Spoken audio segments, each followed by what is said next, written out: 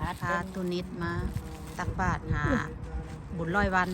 แม่ไก่ ตลาดมาหุ่นใจ แล้วว่าแม่ป้านิดแม่ป้านิดมาแม่ป้านิดแล้วว่าตักแล้ววะ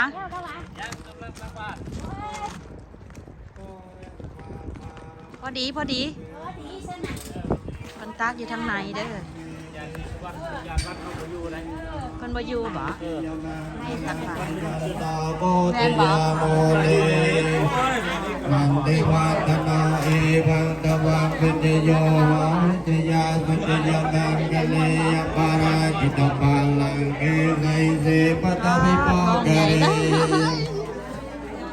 ภานา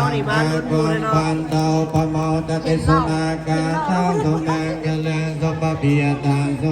ติตังสุกะนาสุมหันตาเตสุจิตังพระมจาริสุขตังกินังกายกรรมังเวจากรรมัง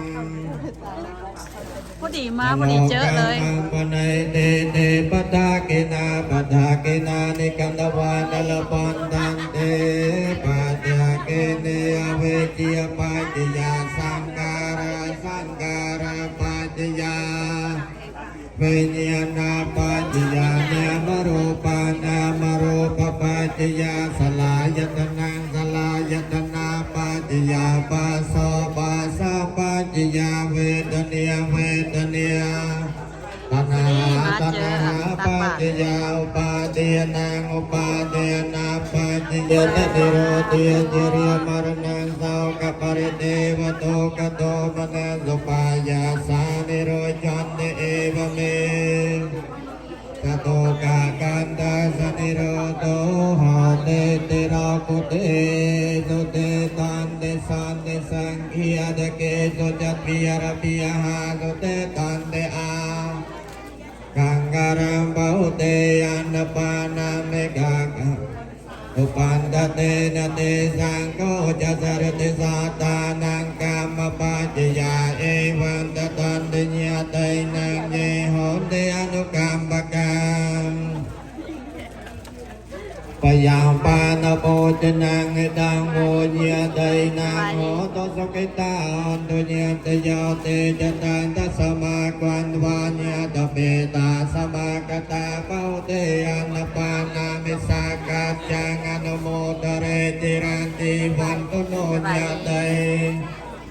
อภามเสยมหากันจักตาโพธิเตียกาจานัมบาลาเนตานกเสยอาทิโกราเคตันเวจเตวเนจิยตาติไสนันเดรัญเนนกยากิปวัตเตเอวเมไวโตเตนัมเปตานังอุปกรรมปฏิยตาเวริวหาปริปุเรนติสาการังเอวเมภโตเตนังเปตานังอุปกรรมปฏิยตาสเมยกาสเมญยเตมันตาสกาจเมสากินังกาจาปุเปกตมโนสารังเนรนังวาโสโกเวยาวัญญาปริเทวเนียนตังเปตาญาตโยยันจะโกตะกินาเตนะสังฆามิสุปเตนิตาติการาตังอิตายะตตานะโสปกรรมปเตโสญาติตโมเปตานะโมจาจักตาปกันเตยะติให้เน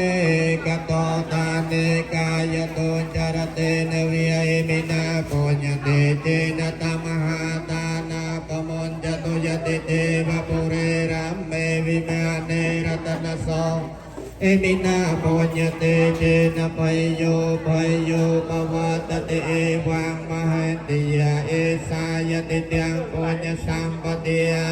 งปัสสังสันติปันติตากตปุญญตังสุขาวิปากาปุญญานังอัตถัมปายโยสมัญจติกาปัญจปริโยสาเนเนเปียนังเปียตนะสาเสปุรนังวรโภจนันตเตยะปริมาณานังเอกปาตังเป็นยาลเบปุนตุปาเตสาเรปุนโตเยจันเยอากสาปันตโตรานุภาเวนะเมตตาเปตา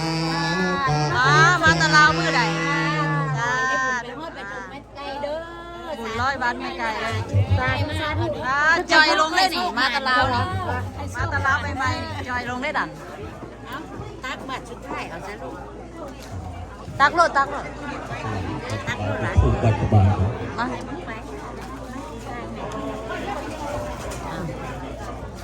ญาติโยมรับน้ำบนพร้อมกันนะเจโยโหตุปาราจิโตเมรเสนาเกตันตาสมันตันเดียตสโยจญากันเตเปตาเตตานา แล้วหมักดิ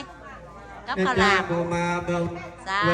สัสกันโตเตปจากุงเวสอทิยิปริยาปานานิโสตานังเอตายะจัสุกายะปุโกตะเกจังเวโสติง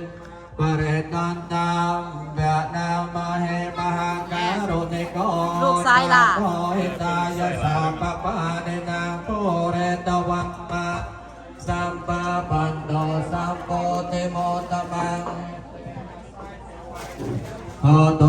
เจยมังกลังเจยันโตโพธิยาโมเลสากยานังนันเทวตโนเอวังตวุปเจโยโหติยาสุเจยมังกะเลยปาราเสเสปดวิปกเรอภิเสเกโมกังปังปะเนติเตปดากินาปดากินาลิกันตวานลปันตันเต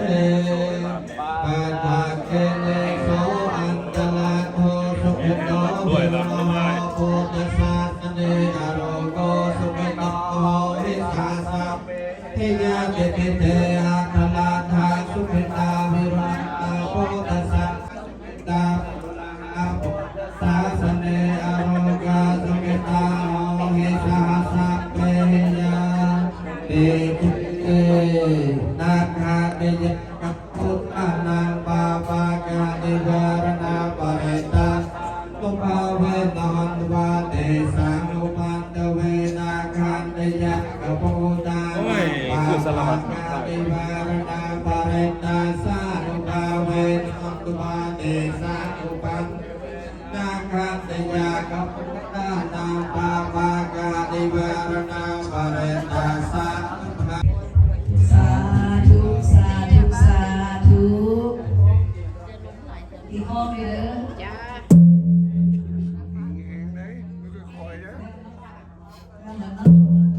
เดี๋ยวนี้สิเตรียมเอาวันนี้สิเตรียมพระถวายของทานถวายต้นถวายพระเข้าทิพย์ปัจจัยทุกสิ่งทุกอย่างเด้อ พอกินข้าวแล้วเด้อบ้านนี่เด้อมาเด้อมาเด้อมาเด้อมาเด้อ สุขอยู่กับเกี่ยวกับธรรมรามแห่งนี้พวกคณะคณะกรรมการกับพ่อของมงคลเตยเบิร์ดสุขุสุขนโดยเฉพาะเจยยน้องสาวเจบีเนาะการคณะกรรมการและกับลูกสาวหลานสาวไก่เกี่ยว มีหอเลือดเด้อนี่น่ะ และกับพ่อด้วยงานตี มีหอเลือดเด้อนี่เด้อ หากินข้าวกินน้ำจะคอยกับบ้านกับซอย เอาตะขับปุ่นแล้วก็แล้ว พุทธศาสนาเป็นกระสีซองพอดแล้วก็นี่เนาะหม้อบักใหญ่เลย ป่าสมใจป่าหม้อ คือถ้วยใหญ่แท้ ซองพอดซองเนาะจะสั่ง กินแล้วเดี๋ยวละเล็กเดี๋ยวละหน่อยเนาะโอ้เอ้ยข่าวอย่างนี้ ทุกคนพรใดที่ศักดิ์สิทธิ์พรใดที่ประเสริฐ เสื้อสีงามๆสีอำธรรมเนาะเจ้านุ่งสีใดก็งามเนาะคนงามนุ่งสีใดก็งามโอ้ยคอยมือกล้องคอยอยู่หลังกล้องบ่จำเป็นเราต้องงามอาหารเยอะแยะพี่น้องกูล่ะเอาเลยเอาเลยเอาเลยเอาเลยนี่น่ะงามเป็นไผเห็นเนาะนี่เนาะso pretty look so pretty พี่ไก่ใส่พิมพ์เนาะงามเด้อนี่เด้อพี่น้องบ่เป็นตะกินนะเพราะว่ามันงามหลายสิพากินกับปุ้นได้บ่นี่เด้อเนี่ยมันนี่นะมีหมักปีมีผักกะหล่ำแล้วก็อันน่ะถั่วงอกอันนี้เหยื่อมักเหยื่ออันนี้ขับปุ้น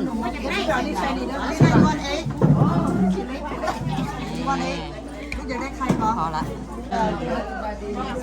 ตัวนี้กำลังกินอันนี้กั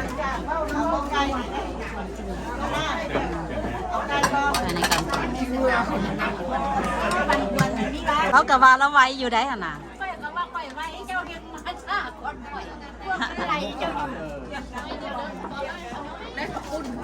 แมน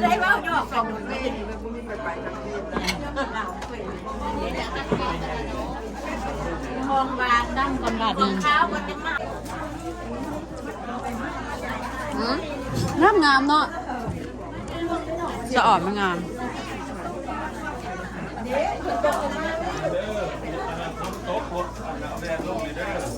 เอาแวนขึ้นตี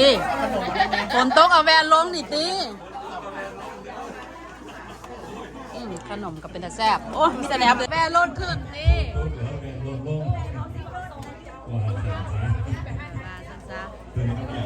พอดีแล้วเปียกเบิร์ดฝนตกบอกเอาแล้วแวนลดลง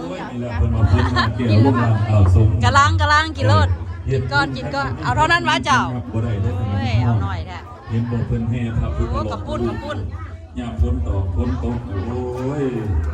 ก็คือว่าเห็นพี่น้องกองตายลูกอเมริกากินอาหารลาวเด้อพี่น้องคือว่าเราก็เฮ็ดบุญเมียนเสียอย่างบุญท่านเราก็ได้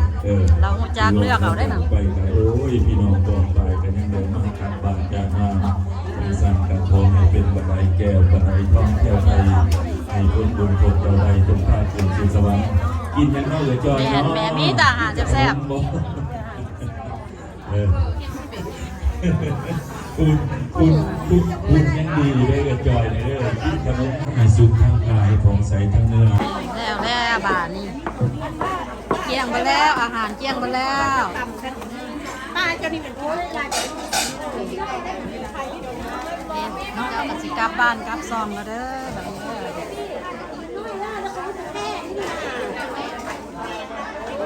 ถ่ายรูปไปเด้อ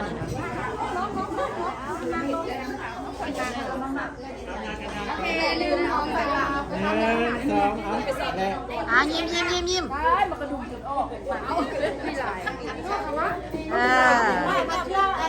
บ่เห็นตัวนี้นอกจากที่บ้านเบิ่งกล้องไม่ได้แล้วไม่ว่าสิบ้าน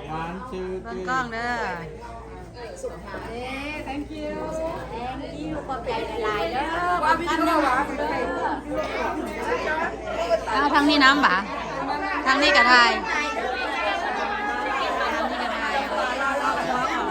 ไก่เลยเด้อ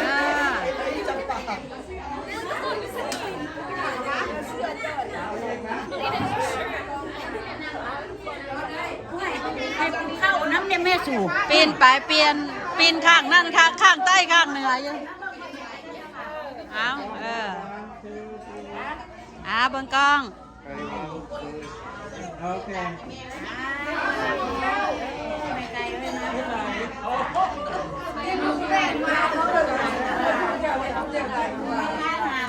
ทีเดียวกันมาให้มึง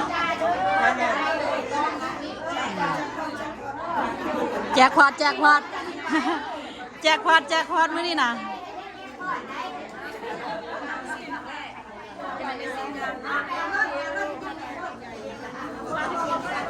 ปีนกั้มนี่อีกบ่นี่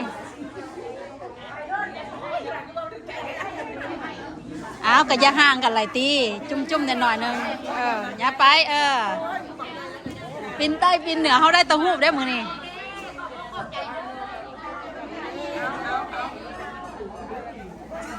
มันมีแสง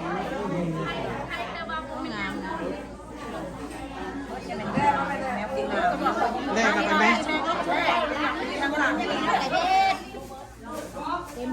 ไปว่าแล้วมื้อนี้สรุปแล้ว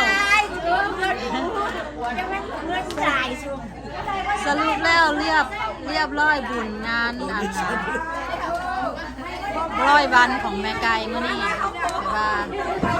คนกับมาหลายญาติพี่น้องมูครูแล้วมาหลายมื้อนี้แล้วเรียบร้อยสิ้นสุดไปอยู่วัดลาวไฮพ่อยเด้อแม่ครัวกะเมียนเครื่องเมียนของอาหารการกินก็อุดมสมบูรณ์มากหลายคนมาเจ้ายังล่างด้วยอยู่มื้อนี้วันอาทิตย์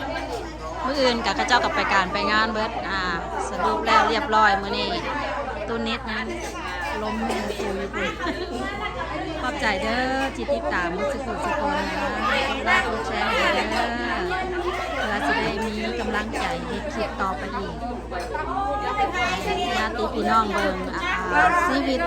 การเป็นอยู่อเมริกานอร์ทแคโรไลนาเด้อ